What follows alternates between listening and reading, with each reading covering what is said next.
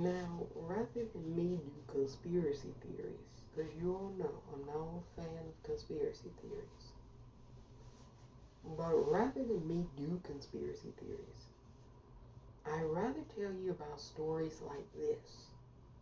Because this is more, not a conspiracy, but kind of like a prophecy.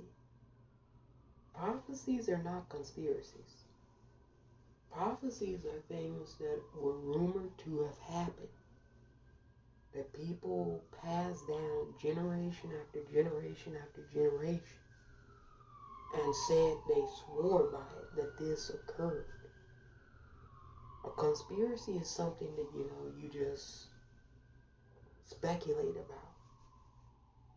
Like there's aliens. That's a conspiracy. Because nobody knows definitively.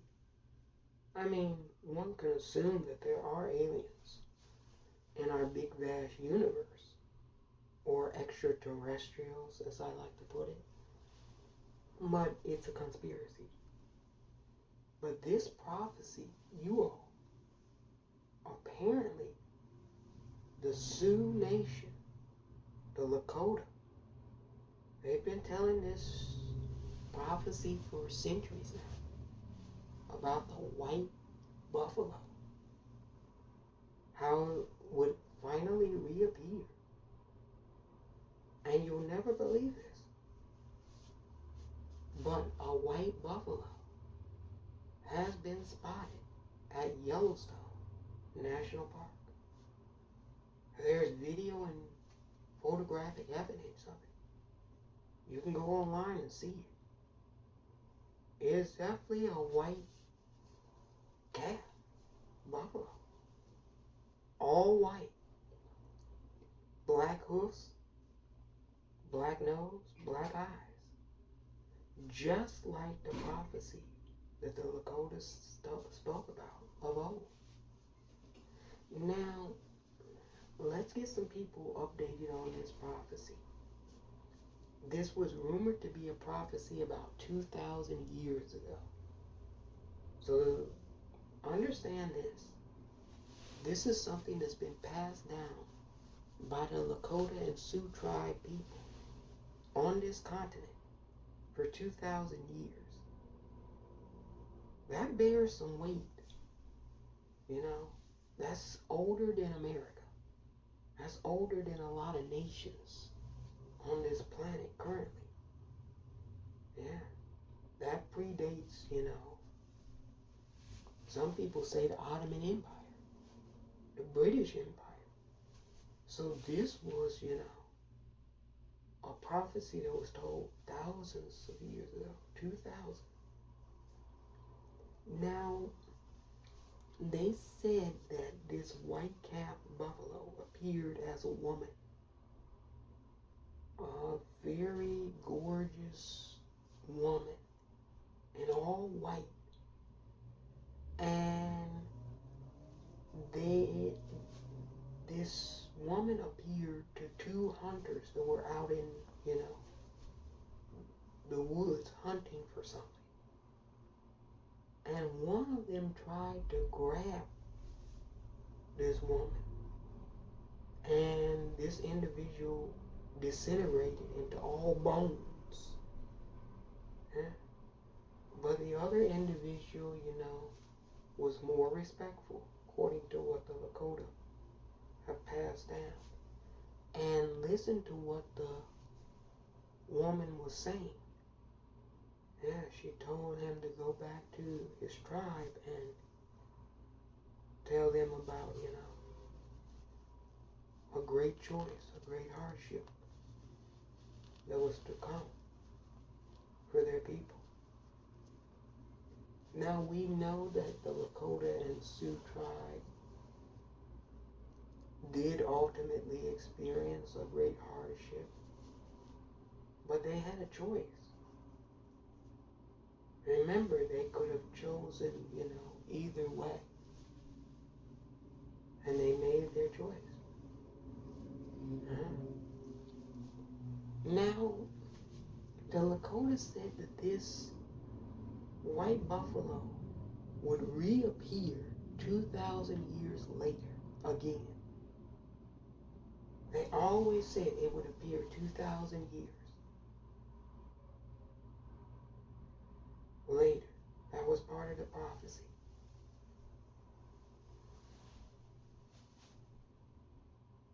Well, it looks like it's been exactly 2,000 years and this white buffalo has reappeared. Now, the Lakota and Sioux tribes are trying to gather with the other indigenous tribes throughout, different territories on this planet. And the first ceremony concerning this is, I believe, the 26th, tomorrow. And my understanding is that the other indigenous tribes are gathering with their elders to confer about, talks of repatriation. So this is a big deal in a lot of indigenous communities. I'm not going to lie to you all. A lot of people are chatting about this globally. Not just in America, globally. People are talking about this.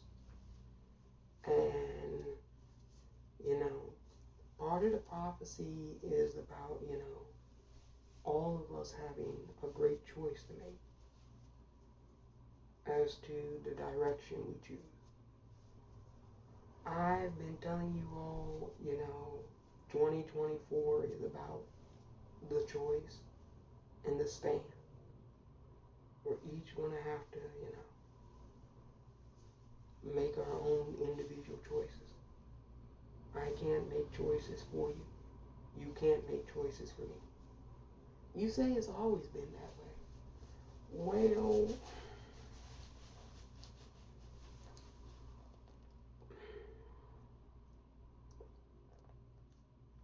somewhat true, but not in totality. There have been, situations where, perhaps you didn't have full autonomy. I'll put it to you that way. But this go round, you definitely got a choice. You definitely got a choice. And the stand is after you've made your choice. You'll probably have to defend your choice. That's what the stand is. More than likely. But it can appear different for everybody. The ancients talked about the stand, but they never told us what it was. They, it varied for everybody, so they couldn't definitively describe it. This white buffalo, is confirmation to me of what I've been feeling intuitively in the energy of, certain things happening. This is the fulfillment of the prophecy, in my opinion. It's come true. So the Lakotas and the Sioux tribes, along with the other tribes, I think are, quickly in conversation now. I'm not sure how many of the tribes will participate, because this was a heavy Lakota and Sioux tribe prophecy. Different tribes have different prophecies. But this is one of the ones that's, more well known in indigenous communities across the board, And this one is a big one because it talked about a symbolic image of something in the physical. Some prophecies didn't talk about the physical, This is actually white calf buffalo. It's visible. You can see it. Now you say somebody said it's an albino. No. Look at those photos and look at that video. That's not an albino calf. That is a white calf buffalo. Period. That's not albino. And according to the prophecy, it would have black hoofs, black eyes, and a black nose. And that has black hoofs, black nose, and black eyes. And it's a white calf buffalo. Pure is the white driven snow. And where that white calf buffalo prophecy comes in is apparently when it originally appeared, it appeared as a white calf buffalo and then transitioned into a woman. Now, also, many other, different societies have reported stories about this occurring too. Even in Europe, the story of the white calf buffalo is mentioned.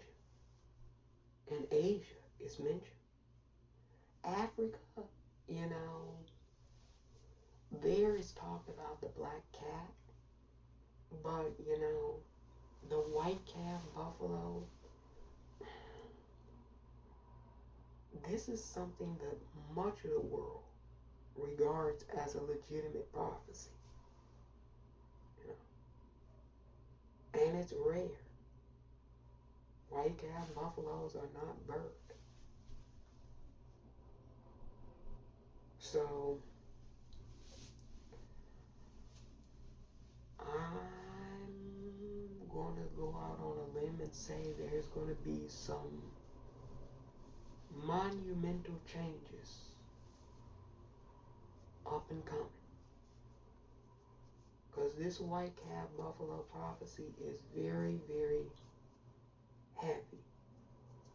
You ought to look into this. They said that it would reappear in a season and time of great hardship for the people on the land. Well, we most certainly have that. Wars everywhere. Financial ruin. Viruses, diseases, hatred and bigotry. We've got all of those things brewing. Now they said that this prophecy would result in, people having to make a choice in terms of direction. Whether people wanted to remain with the old or embrace the new. Apparently, when this white calf, appeared back 2,000 years ago, that's when people embraced a new thing then. Prior to 2,000 years, people didn't have all of these Abrahamic religions. So 2,000 years ago is right around the time period when you start developing Christianity, Judaism, and much, much later Islam, Buddhism. So you go and you look at that and you say, well, it seems people chose this whole Abrahamic kind of religious direction. And that resulted in, industrialization and capitalism. And now we're at a point 2,000 years later where we're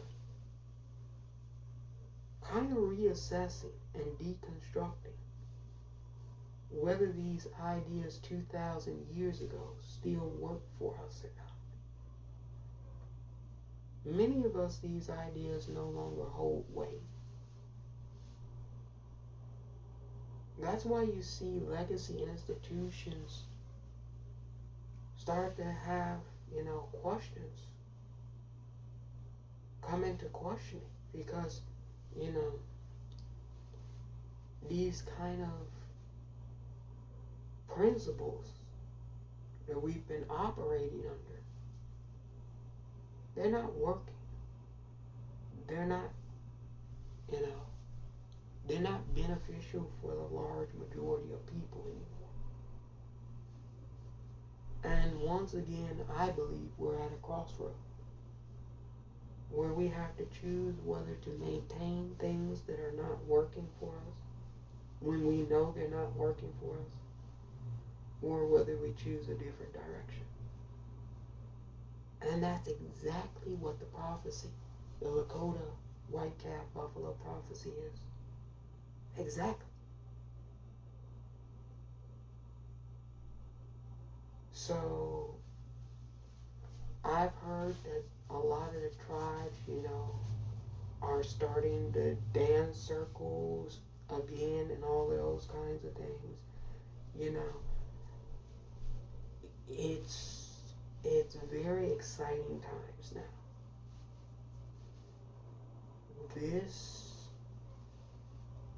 A lot of people, it also signals, an end to strife, conflict, a choice between conflict and love.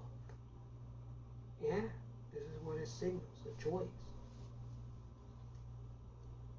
Because the Lakota people are telling all the people in all the nations they've got to come together. They've got to put aside their differences and work together. And you all, I'll be damned. My message, and I was going to say this to the young people, class of 2024. My message to the young people, Gen Z as they call themselves, is not to be a homemaker. It's not to be necessarily a career person. Not to be a mother, a father. You can do all of those things or none of them. My big takeaway for you all is to be innovators and collaborators. That's what you're really going to need to have as a skill moving forward. Be an innovator and a collaborator. And the best innovations is going to come about through collaboration. Globally, not just nationally. Because that's part of what got us in this problem. Everybody working in their own nation-state silo. And certain people say, oh, well, I've made the best product. But have you now? It might be the best product for your nation, your citizenry. Or if you had collaborated with, say, somebody in Thailand, and they were collaborating with somebody in, say, Ukraine, and they were collaborating with somebody in, say, Poland, and they were collaborating with somebody in, say, England, and they were collaborating with somebody, say, in America. With all of those different touch points from different perspectives and representations globally, the product would be much better. Yeah. So this move to not collaborate with one another globally has kind of stifled our ability to progress as a species. Yeah. Yeah. So this white calf buffalo story,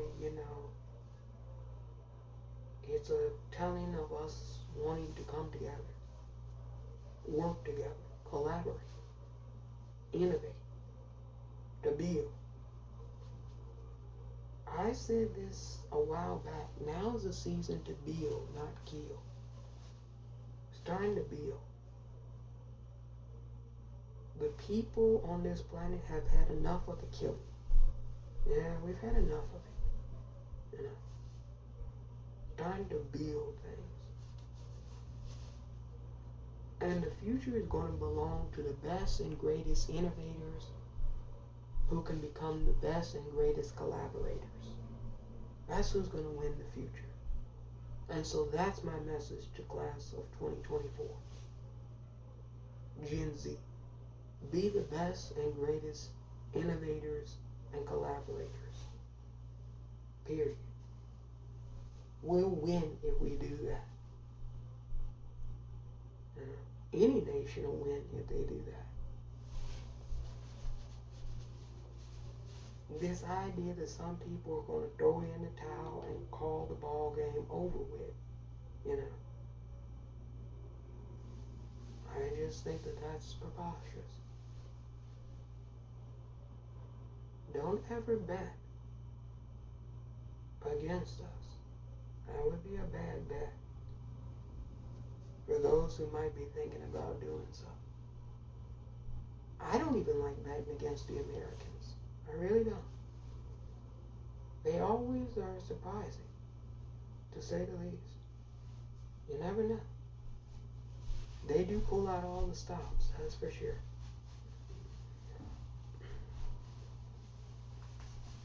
So,